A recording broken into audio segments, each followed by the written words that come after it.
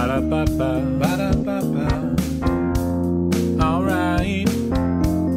Promoter 101. Promoter 101. Promoter 101. Promoter 101. Promoter 101.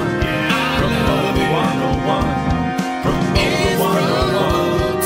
Promoter 101. Promoter 101. Promoter 101.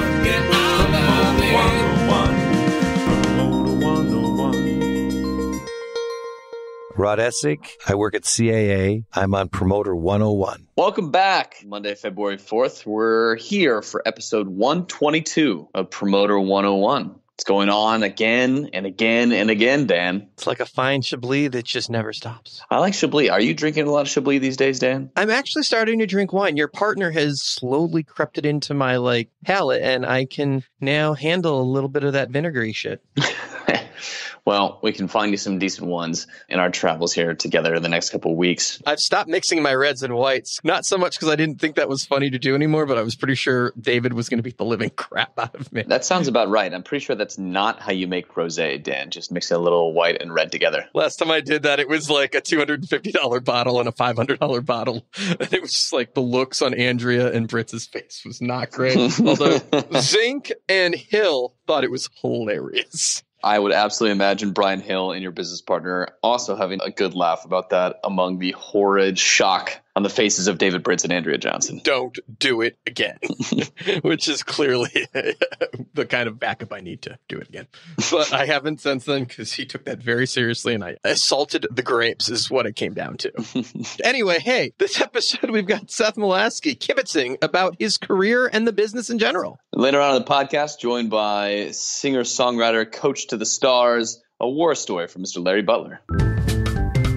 Hey everyone, this is Cindy Leinott, Kira Finkenberg, Patty Ann Tarleton, Whitney Bond, Amy Miller, Dawn Holliday, Marcy Allen, Paula Palazzo, Becca Leifer, and you're listening to Promoter 101. Promoter 101. Promoter 101. And I'm on Promoter 101. The rumors are true, Dan. Promoter 101 is everywhere. We are. I bet we're even being played on the device that you're listening to us right now, because that's pretty much how you're hearing us. Yeah, but there's other places, Dan. There are.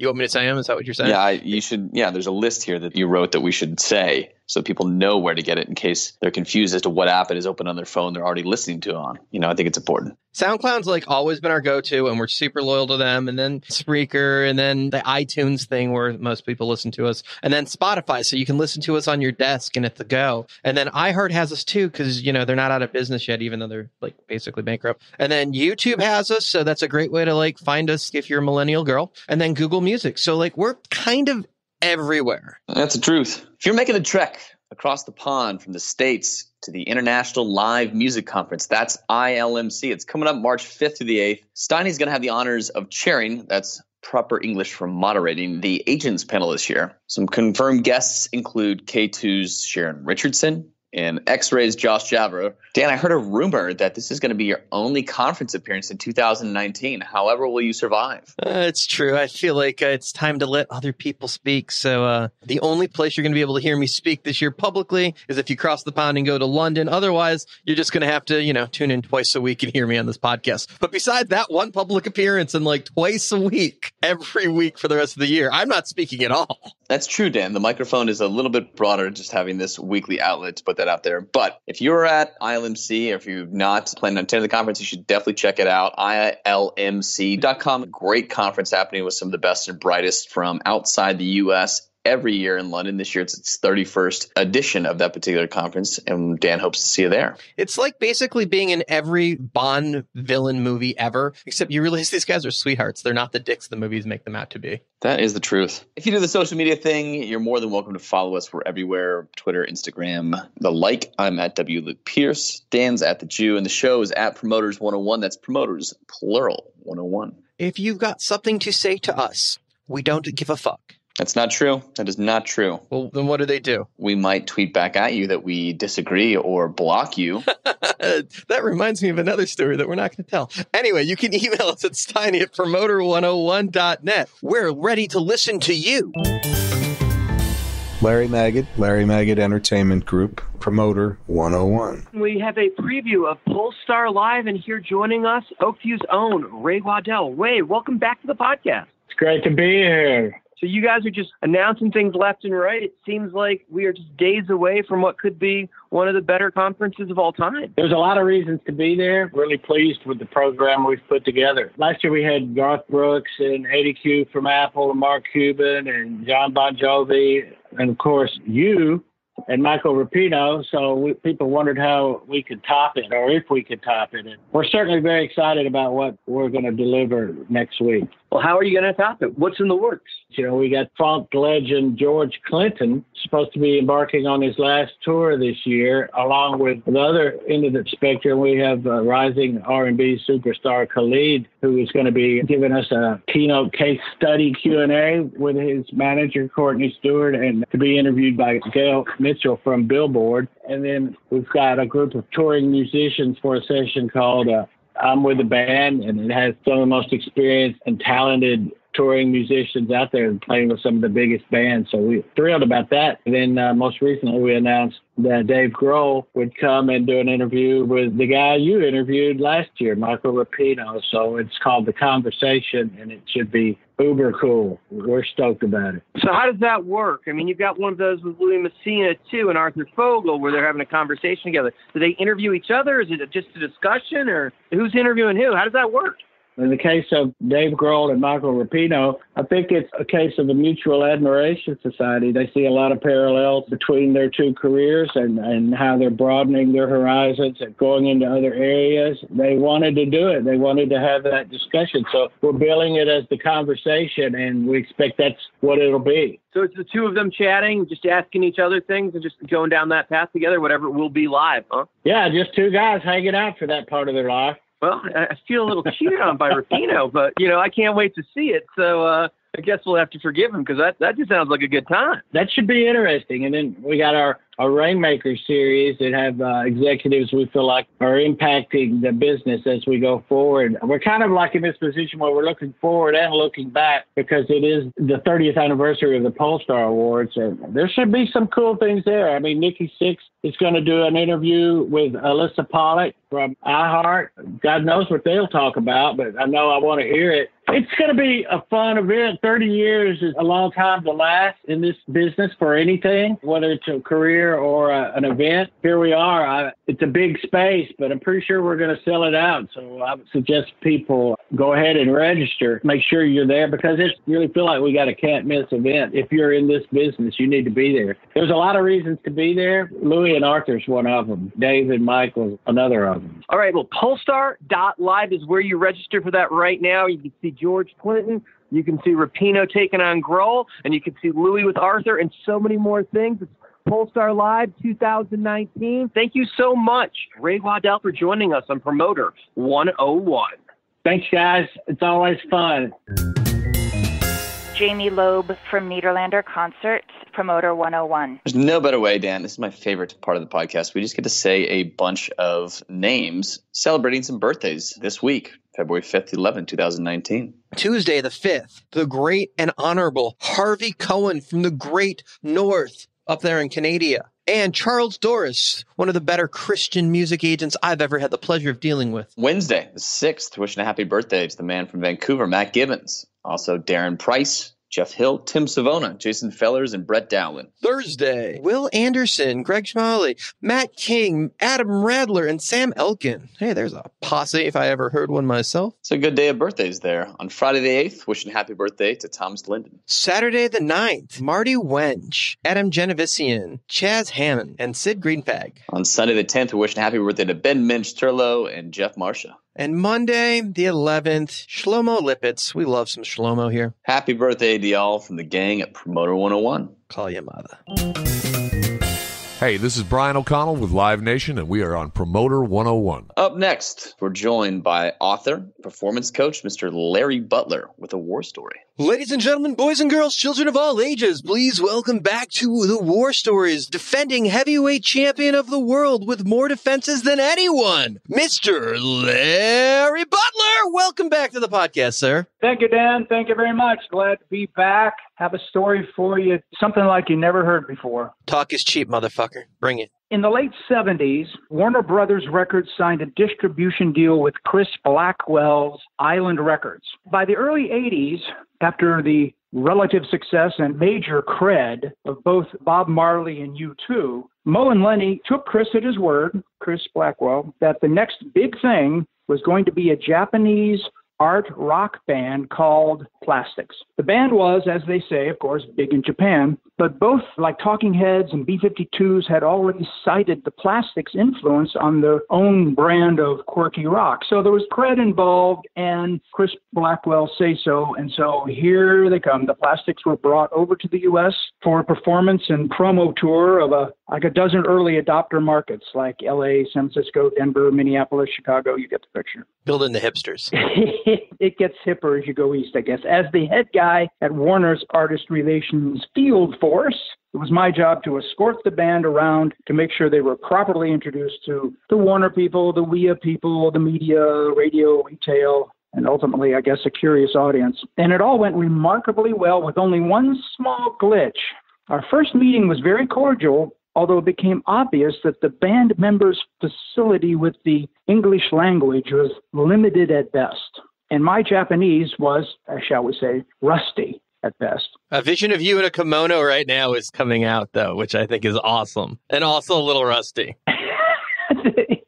Me in a kimono. I wish I had a photo. So what to do? At first, we resorted to Japanese English dictionaries, but it isn't working. We can't carry on a conversation because we're just looking up words. Then, in a serendipitous exchange of our backgrounds, somehow, it was discovered that the girl lead singer and I both had studied French in high school. So we started to relate everything back and forth to each other in broken French. And it was the best we could do at the spur of the moment. So went back to the bookstore and got Petit Larousse dictionaries in English and Japanese, and we embarked on one of the weirdest promo tours I'd ever encountered with a language barrier. We go to radio stations, which carried on for a while because there were 3 languages going on, or 4 if you count whatever it was dialect the DJ was using. It became adventuresome, of course, and downright funny. Eventually, I just pretend I knew what she was saying, and I would just answer the question, in the most expedient manner, as if I understood completely what it was she was coming back with. And the same with press interviews. Phoners were a breeze because I could get on the phone and just kind of pretend I was talking to her, and I just made it up as I went along. Because actually, when you do these interviews, Dan, as you know, there's only 3 questions. Where you been? Why are you here? Where are you going next? That's it. So it was in the good spirit of just expediency. I get it. Along the way, the band did pick up some English, stuff like sound check. And I did master a couple of Japanese phrases. The 2 most frequent, if I can remember how to say them. The first one was, iso ide kudasai, which I think means let's go or hurry up. And then there was chotomate kudasai, which means slow down or wait a minute. But the most interesting part and the best part was the fact that whatever town we went into, I booked us into the best Japanese restaurants, and I would let the band order stuff that was not on the menu. And I had no idea what I was eating, but it was wonderful. And I didn't want to ask, actually. But by halfway into the tour, the lead singer came to me in the most considerate, private way possible, asked very nicely, and pointed out that the band gets great Japanese food back home.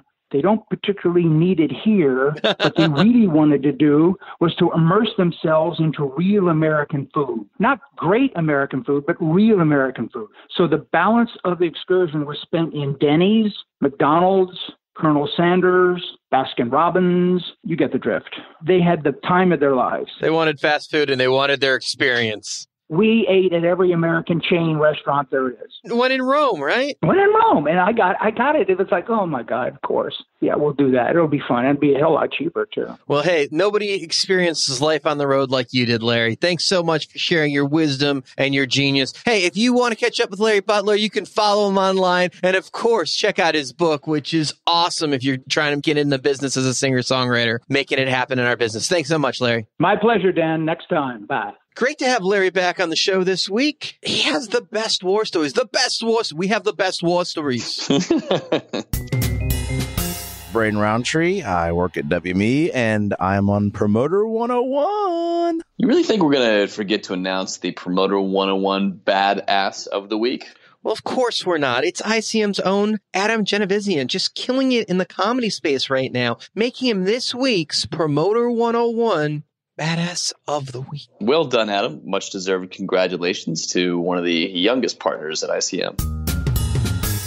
Hi, it's Paula Palazzo from Live Nation Concerts Canada on Promoter 101. In our featured interview this week, we're joined by Paradigm's Seth Malasky. He's here to talk about his history, working his way up to head of the performing arts, one of the biggest concerts agencies in the world. I put the word kibitz in the script and you didn't read it, proving you just got to be good Jewish boy to use the word kibitz, huh, Luke? You used kibitzing earlier in the podcast, and then I struggled to even say the word correctly there, so I wasn't about to even attempt that, nor did I want to be repetitive, Dan, so I think this is better for everybody. I think you could bring the Yiddish, maybe like spatula. Could you handle that? I can handle spatula. Yeah, I got that one. Oy vey. From the lovely New York City, New York, coming to you with the one and only Seth Malasky from the beautiful Paradigm Agency. Seth, welcome to Promoter 101. Thank you, Dan. I've been thrilled with the idea of coming here. It's a while in the making, and I'm happy to be here. Seth, we've been friends I actually remember the night we met. As do I. It was the final WAD dinner in Albuquerque. And there's some country hoedown kind of dinner how many thing. years? What are we talking? This has got to be 15 years ago, at least. Maybe more. Yeah. So Matt Chin decides he wants to go to a casino.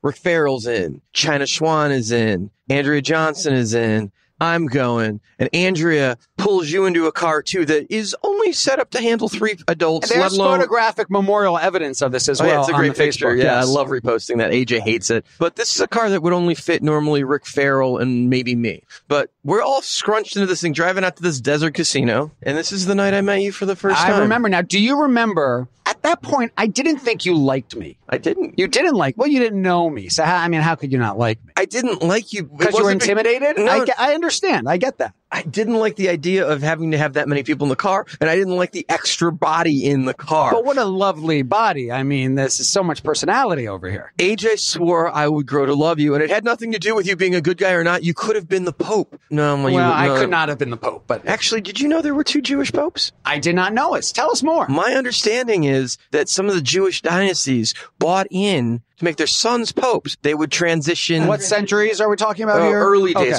before malls. Okay. Early days. So they would buy in huge donations of their dynasty to the Catholic Church, and then the kid would grow up and become pope because they helped finance the church. Aha. Back to you not liking me. Let me get comfortable. This is good. I'm glad we don't do video. Yeah, everyone is. So here's the thing. Yeah, it didn't matter who you were at that point. It was just, we were in a hatchback that should have held 3 people, and we were all squeezing like sardines. I was just pissed off the extra person. I didn't dislike you. I do remember I won money. I taught Chin how to play craps, and we had a fantastic time. We did. And you and me wound up drinking late into that night. Shockingly. And the first of many times. So it wasn't that I disliked you. I just liked the idea of the extra body and what shouldn't have fit. We ended that night as quality friends. Of course. But if I was a dick to you, I believe that probably came off. Yeah, I don't even remember what it was. So long ago, I can't remember what it was, but I do remember maybe saying it to AJ, being like, I don't know. I don't think Steiny likes me. We've never had a real conversation, but I get a weird vibe. And she was like, yeah, probably, but it'll all work out. There's so many levels. I'm like an onion. Ogres are like onions. We're not like cake. You make everyone cry? Yeah.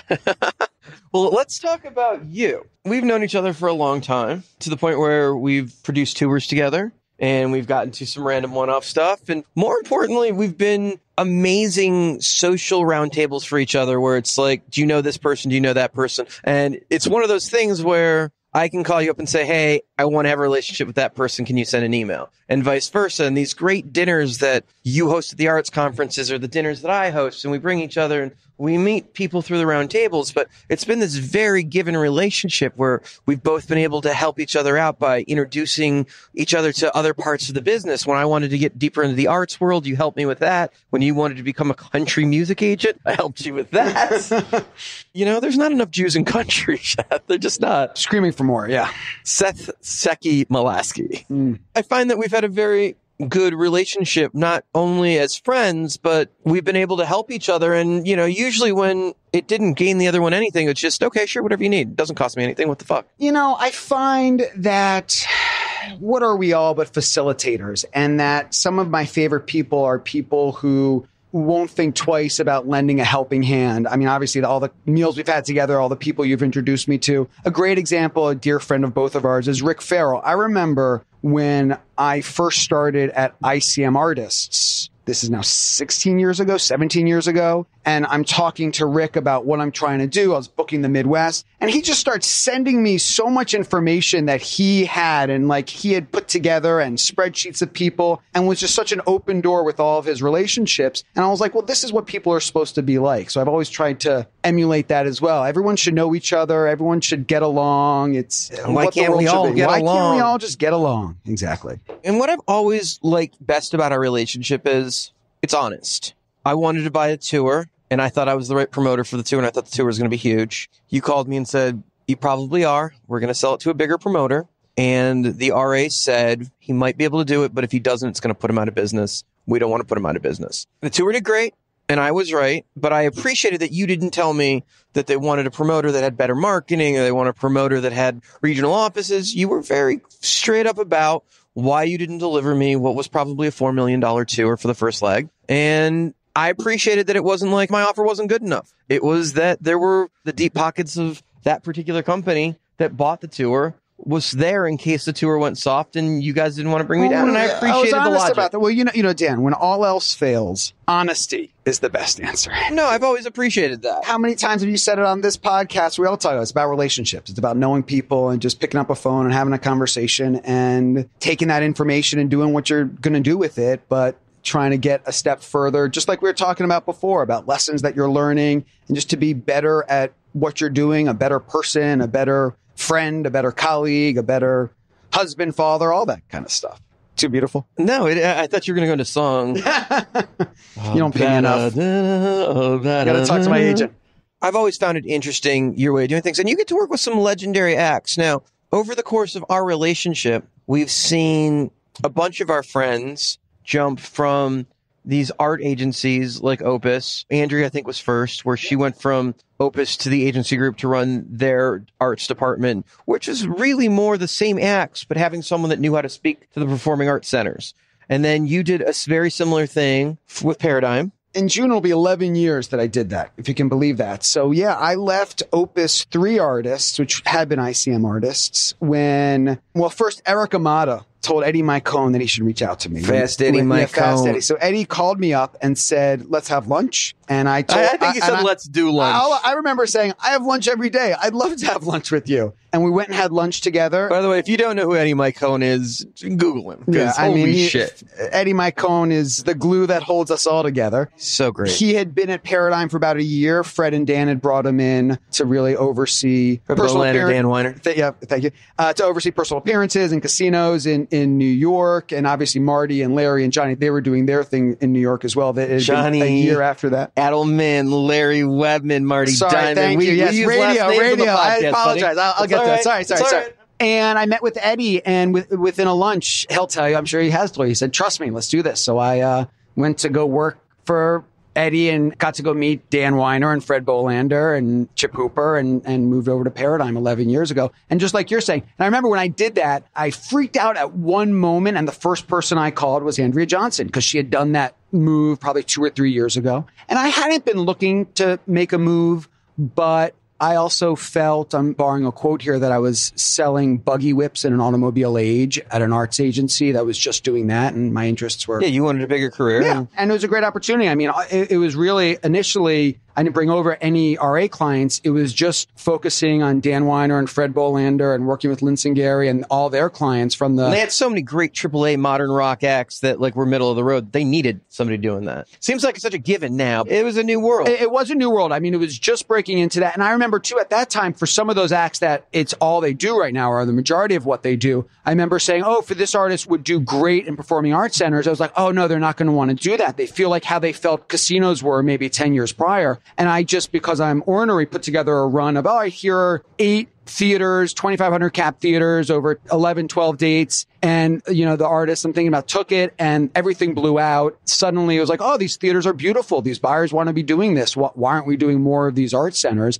And that was kind of the entree. And then since then it's grown and whole department's grown and we've kind of shifted a little bit, still having one foot in the arts world and one foot in a hard ticket world. And that's why we talk a lot. It's interesting. You get to deal with some really cool acts. Like, I love that you got to do Roger Daltrey this year. I'm a huge Shoe fan. How awesome is that? That was great. I mean, that was, Ron Kaplan, thanks to him and the partnership we made with Monterey International becoming a part of Paradigm. Ron asked me to help with this Roger Daltrey symphony tour, doing Tommy with, members of the Who band. And that was phenomenal. That was pretty exciting. Don't spin the mics, though. No, you do spin the mics. Actually, one of the crazy things is we have to explain to orchestras the conductor can't be center stage, has to be stage left, because Roger's going to spin his mic, and if the conductor's right there, he's going to clunk in the back of his head. Yeah. But those shows did great. Roger is such an amazing artist, a legend. Yeah, and you have to say to the conductors, don't get fooled again.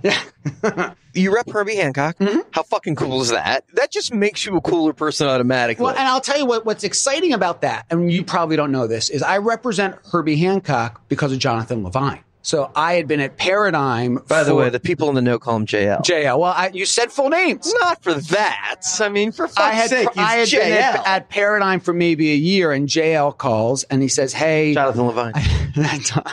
I heard from Herbie's attorney that, they're maybe thinking of making a change. He's like, I'm swamped doing X, Y, and Z. Are you interested? I'm like, of course I'm interested. So it was that early support from people like JL, obviously Dan and Fred and Chip and Marty, who saw what I was doing and wanted to support that. So yeah, Herbie Hancock for many years now. He's amazing. When you went to Paradigm, they were a literary agency that just opened up this music agency that bought Little Big Man and a couple other things. They had a couple pieces. They weren't the international mega company that they are with Dakotas and what have you, because they've been on a buying spree like mad since you've been there. That company has grown leaps and bounds. Windish and AM Only, and it just went on forever. They just keep getting fucking bigger. So had you known when you took this job that you were going to go from being a really solid agency financially backed to one of the biggest agencies in the world, you're a top 6 agency now worldwide. That's amazing. How does that international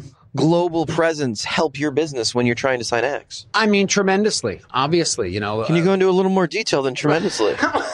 Well, to be able to have boots on the ground throughout the world and really be able to talk to artists and have a kind of global footprint, it can be really powerful. I mean, you know this. And we've now been talking about the people in North America, but going to Canada and Coda, X-Ray, and throughout adds the next level that we're looking for. Are you starting to have an international presence? Are you doing more stuff internationally? Well, sure. A number of artists that I work on or with the team, we partner with Coda or with X-Ray on. We still do a lot of things in Asia, in South America, in Australia. So if Steve Strange signs an act in the UK and they want American representation, is it possible that you could get a shot at that because you're part of Paradigm? Well, of course. Yeah. I mean, I think part of the power of being in a big company is communication and talking to other people. I mean, if you want to just do your own thing, go put up a shingle and do your own thing. But what's exciting about a Paradigm and the growth you're talking about is we can all communicate with each other and say, hey, I'm working on this artist. I've signed this artist. This person is maybe going to break in this territory or that territory. And you've got colleagues in those territories to talk with them about. And who knows what might happen, but it at least allows for that conversation to happen early. So with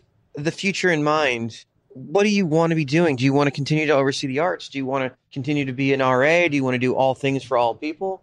I think the thing that excites me the most about what I'm doing and we're doing is looking for the next exciting thing. I mean, you know what we're doing in the hologram world with base hologram. Some of the projects that we're working on right now, I think, is a future of what audiences are looking for. We talk a lot about, and I've already kind of shifted. And we should mention you had the Roy Orbison hologram tour that just finished up. Yeah, the Maria Callas hologram tour and a number of hologram tours coming out in 19 and looking at 20. Is it easier to deal with holograms than actual people? Well, they don't mess up the green room, and they always show up on time. But I think that's exciting. We talk about the artists that I RA, the artists I work on. It's just such a disparate group of artists, and that's one of the things I love about it. It's to be able to jump between Herbie Hancock to India RE to Chris Thiele to Bobby McFerrin to Idina Menzel. It's really exciting. For me, as you talk about the future, it's How do you find those next exciting artists and projects that people want? We talk about the idea of date night. People want a different date night. I want a different, you go out with a loadie. You want to, we're going to go out and let's have a different type of date night. And that's where holograms can come in. That's where new experiential, theatrical events can come in. And I think that's a big, exciting part of the future. Just doing new things keeps it interesting. You've got this international presence as an agency. You've got this great credibility as a company, and you've got these great relationships in your office that have built amazing relationships around the industry. You speak theater. You speak performing arts center presenter, which is its own language. And you know what? They're a little snooty, as they would say in Ferris Bueller. Snooty, snotty. Not all performing arts centers, but some of them do have a little bit of a stick up their ass. And other of them are super hip, but you've got to be able to understand how to book all of these rooms and understand the concept of the brochure and the grants and the sponsorships and be able to explain that to the artist, opposed to the fan club pre-sale that they normally do for a hard ticket club show, how that works when you're on series. And that's a whole different land that you have to prep artists for. I don't think about it as snooty so much as I think a lot of what they're buying are shows that might not ever make money, that won't ever make money. So for them, it's a buyer's market because they're subsidizing those shows, as opposed to a hard ticket show you're going to sell to a promoter. Oftentimes it's a seller's market. You know what I'm saying? So I think the snootiness comes from that mentality switch. Do you agree? Well, here's the thing. So we go to these conferences, right? Like we're at APAP, right? And they have showcases. And you and me have talked about this before. I won't go to a showcase. If I fall in love with an act, I'll want to work with them. I don't want to see them live. If we're doing the show, I'll stumble out. I want to see their numbers first because I'll buy a ticket if I like them. If I'm going to present them, I want to know the numbers are there. Seeing an act and discovering them and bringing arts to a community has nothing to do with making money for a lot of nonprofits. Well, that's what I'm trying to say. It is the mandate for nonprofits. And look, I think a lot of this is changing. I think the idea of brochures, I think all the stuff that you and I could talk about the schism 10 years ago has changed a lot in the past 10 years. Cool. And don't get me wrong, because I love music. I'm a music fan, and I get to present what I think is the best music bands in the world. To go see a showcase, though, and fall in love with the band and buy them because you like them and not look at any of the data and research based on what the value of the act is a whole different idea of programming. It is. We're talking about a model that I think is going away a little bit, but there's still vestiges of it. And it's the idea of the curator, the arts curator for a community that's trying to deliver something. And it's a different mandate than making money. It's a mandate of bringing some different types of culture or whatever it is to the university, to the community. And it is solely a function of the artist and the connection with the community and the audience. It's not a function of the box office. So I get in trouble when I'm in the Performing Arts Center rooms and we're talking business with them, because I don't believe that nonprofits need to be run like they need to lose money. I believe you can run a nonprofit very much like a business. You can be successful at producing shows without losing money. Just because you have grants and an idea to do doesn't mean you have to lose money doing it. I truly believe that, and I think it pisses off a lot of people that do arts. So I say to them, okay, you're doing 33% business on dance over 3 weeks of dance in a year. Why not do 2 weeks of dance? Because I believe that most of those people that are going to dance over the 3 weeks will go to 2 weeks, and you'll be at 60% over 2 weeks instead of 30% over 3 weeks, and your overhead will go way down. I don't disagree with you, but it becomes, I think, in their minds, that slippery slope of why don't you just do 1 week and sell the sucker out, and suddenly... I like that. I know you do, but then suddenly you're not really offering that throughout the year to your community. And I hear what you're saying. I think there's a way to thread that needle, but I don't know that I fully agree that you can do it. That's because you'd rather commission 3 weeks. Yeah, well, maybe. And also, maybe that's what's important for the community, even though it is only 40% in the house. I don't book any dance anymore, but thank you. But are you strangely attracted to me as I'm sprawled out like this? There is nothing strange about my attraction to you as you lie on the couch. Hey.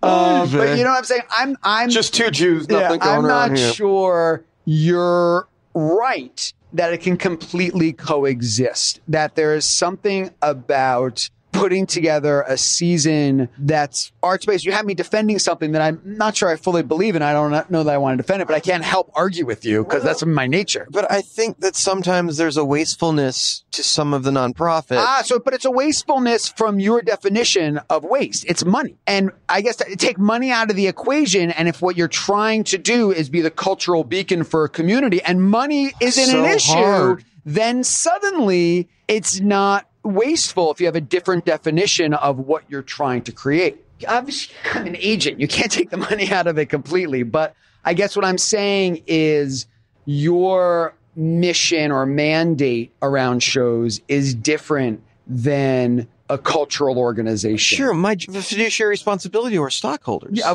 now you do. Yes, yes, now you do. That's relatively new, but still. I have to, while producing the arts to the best of my ability for the artist and the fan, I need to not be wasteful and do the best thing for our stockholders. That's where I live. I'd like to think of my department at Paradigm as one foot in the arts world and one foot in a hard ticket world. You can sell tickets, but it's also the very, very best of programming. So I'm under the impression that you switched over to Paradigm because they booked Fish. No, but I could see that. I could see that understanding. No, I'm very lucky to get to go see a lot of Fish concerts, but that was not the reason. Do you have any advice for the kids at home?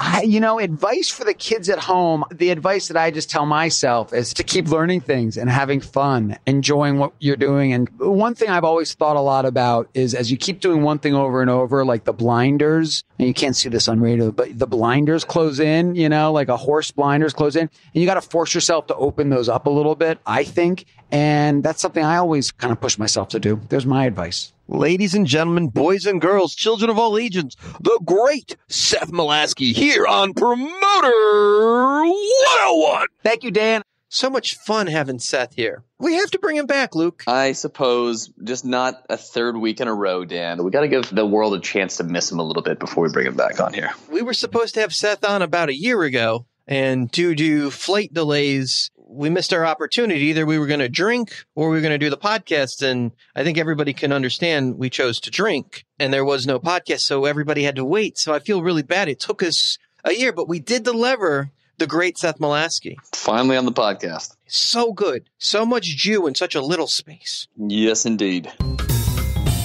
Hey, it's Brian Penix with NS2 and ABI Management. I'm going to be on Promoter 101. The quote of the week comes to us from Robert Frost. It's a little bit of a famous quote here. You kind of know that coming because Robert Frost is like a big deal. 2 roads diverged in a wood. I looked to take the one less traveled by, and that has made all the difference. See, I like it because you know it, but it still gets at your soul.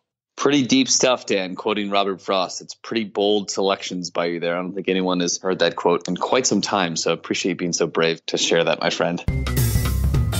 This is Karen from 10 Club Ticketing, and I'm on Promoter 101. Thank you to everybody who tuned into this podcast, episode 122 of Promoter 101 in the books. And we got to give a big thank you to Paradigm's Seth Malasky and author Larry Bulter for joining us on this podcast. We hope you're digging the short and condensed bite-sized version of this. Great for your morning or afternoon commutes. And if you'd like it, let us know. We want to hear from you. You can write us, email us at steiny@promoter101.net.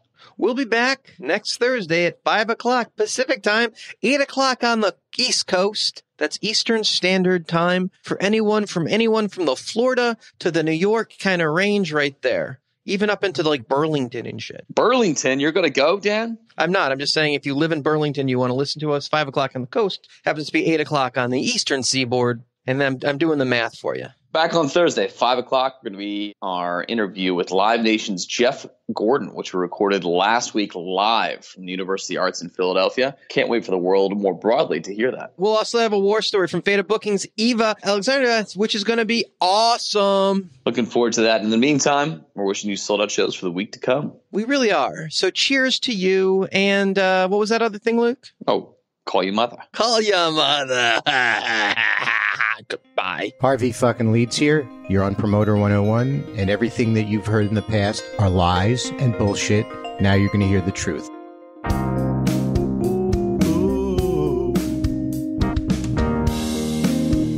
Ba-da-ba-ba.